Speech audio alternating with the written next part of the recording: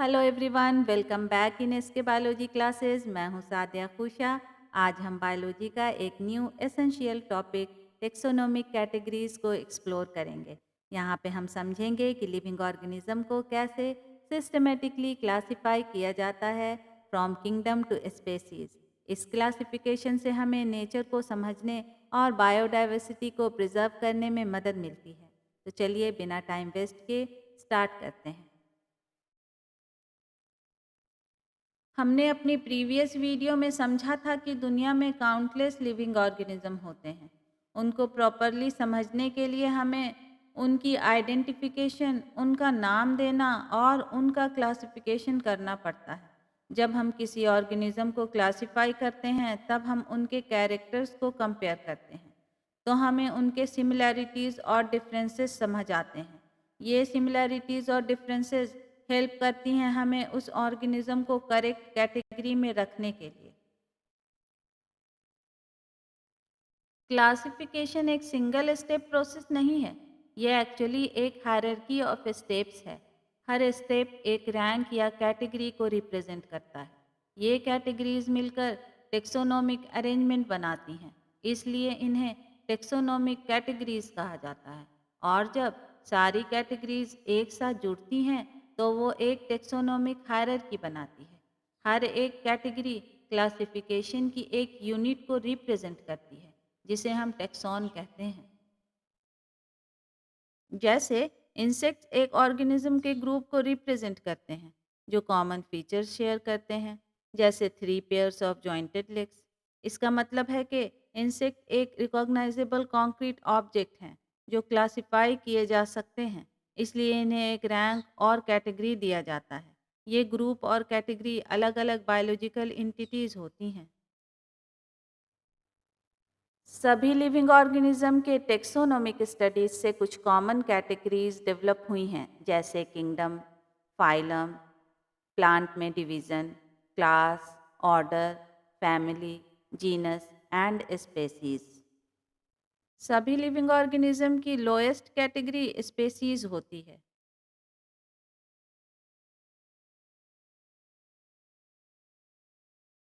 अब यहाँ पे ये सवाल आएगा कि इन ऑर्गेनिज्म को इन कैटेगरीज में कैसे रखा जाए।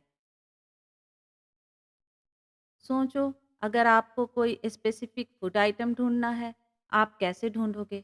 आप सबसे पहले उस करेक्ट सेक्शन में जाओगे, जैसे सुपरमार्केट में प्रोड्यूस डिपार्टमेंट। ये किंगडम जैसा है। यहाँ सबसे जनरल ग्रुपिंग होती है, जैसे एनिमल, प्लांट या फिर फंगी।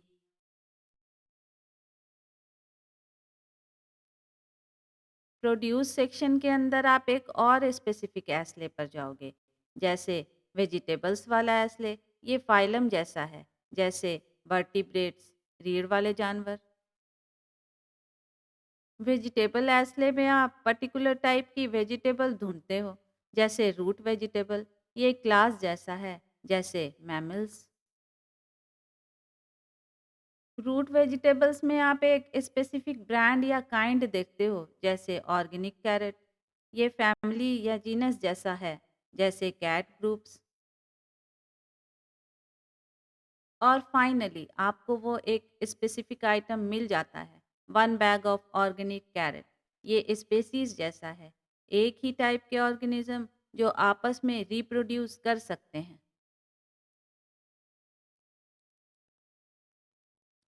अब इस एग्जाम्पल को हम एक डोमेस्टिक कैट के ऊपर अप्लाई करके देखते हैं। एक डोमेस्टिक कैट एनिमल है, बाकी सब एनिमल्स की तरह। ये भी मल्टी सेलुलर ऑर्गेनिज्म है जो एनर्जी के लिए दूसरे ऑर्गेनिज्म को खाती है। एक डोमेस्टिक कैट वर्टिब्रेट है, यानी इसकी एक बैकबोन है। इस ग्रुप में फिश, बर्ड्स, रेप्टाइल्स और ह्यूमंस भी आते हैं। एक डोमेस्टिक कैट मैमल है, उसके हेयर्स होते हैं और फीमेल्स अपने यंग वंस को फीड कराती है। ये कैटेगरी सारे मैमल्स को इंक्लूड करती है। एक डोमेस्टिक कैट कार्निवोर है, यानी मीट ईटर। इस ऑर्डर में डॉग, वुल्फ और बेयर जैसे मीट ईटर भी आते हैं। एक डोमेस्टिक कैट कैट फैमिली से बिलोंग करती है। इसमें सब कैट्स लाइक ऑर्गेनिज्म इंक्लूड होते हैं। इस लेवल पे एक डोमेस्टिक कैट लायन और टाइगर के साथ एक डॉग के कंपैरिजन में ज़्यादा फीचर शेयर करती है। इस ग्रुप में सब स्मॉल, वाइल्ड और डोमेस्टिक कैट्स आती हैं। एक डोमेस्टिक कैट एक वाइल्ड कैट से ज़्यादा क्लोजली रिलेटेड है, एक लायन से कम। ये सबसे स्पेसिफिक लेवल है, जो सिर्फ डोमेस्टिक कैट को रेफर करता है। लिविंग ऑर्गेनिज्म को कैटेगरीज में बांटने के लिए जो बेसिक रिक्वायरमेंट होती है वो है उसके कैरेक्टर्स और फीचर्स की कंप्लीट स्टडी। जैसे फिजिकल कैरेक्टर्स में लीव्स के types, body structure, wings, legs etcetera.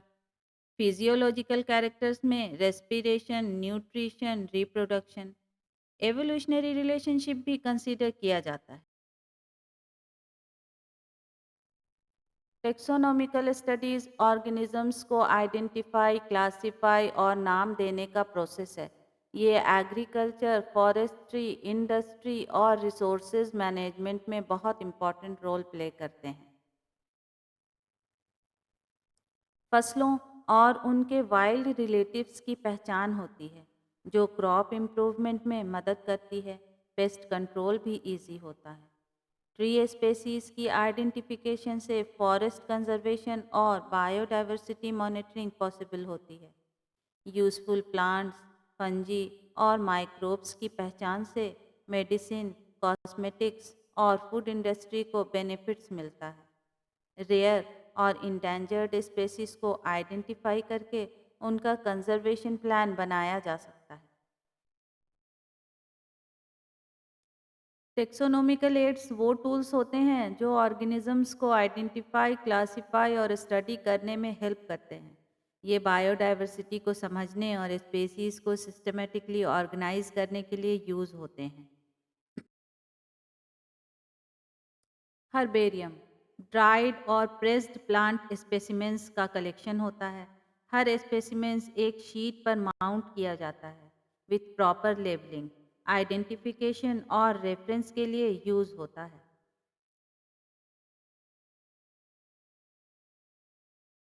Botanical gardens living plants को ग्रो किया जाता है स्टडी और डिस्प्ले के लिए। रेयर और इंडेंजर्ड स्पेसीज को कंजर्व करने में मददगार है। एजुकेशनल और रिसर्च पर्पसेस के लिए इम्पॉर्टेंट है।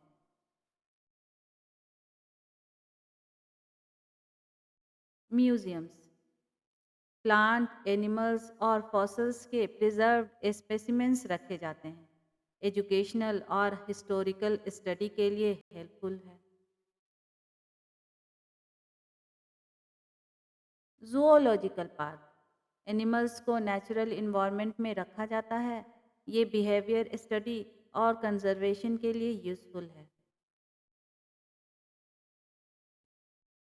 कीज़ कीज़ में आइडेंटिफिकेशन के लिए पेयर्ड स्टेटमेंट का यूज़ होता है।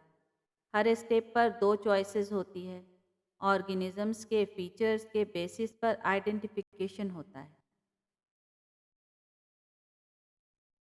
टेक्सोनोमिक कैटेगरीज बायोलॉजिकल क्लासिफिकेशन का बैकबोन होती है, जो हमें लाइफ की इमेंस डाइवर्सिटी को ऑर्गेनाइज करने का एक स्ट्रक्चर्ड फ्रेमवर्क देती है।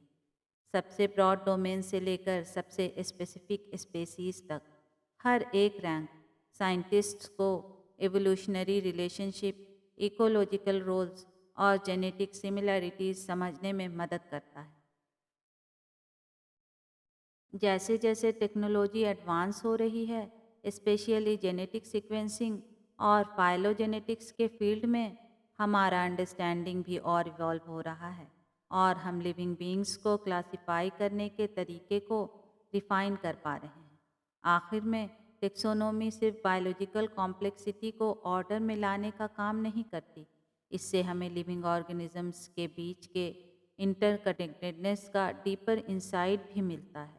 एक तरह से टेक्सोनोमी एक बायोलॉजिकल मैप की तरह है, जो बताता है कि कौन किससे जुड़ा है और किस रोल में नेचर में कंट्रीब्यूट करता है। नेक्स्ट क्लास में हम पढ़ेंगे बायोलॉजिकल क्लासिफिकेशन। अगर आपको ये वीडियो पसंद आई हो तो लाइक करें, सब्सक्राइब करें और शेयर करें। बेल आइकन दबाना ना भूलें ताकि अगले क्लास की अपडेट आप तक तुरंत पहुंच सके। आपके किसी भी डाउट को कमेंट बॉक्स में लिखिए, मैं रिप्लाई करूंगी। तब तक के लिए खुश रहिए, सीखते रहिए।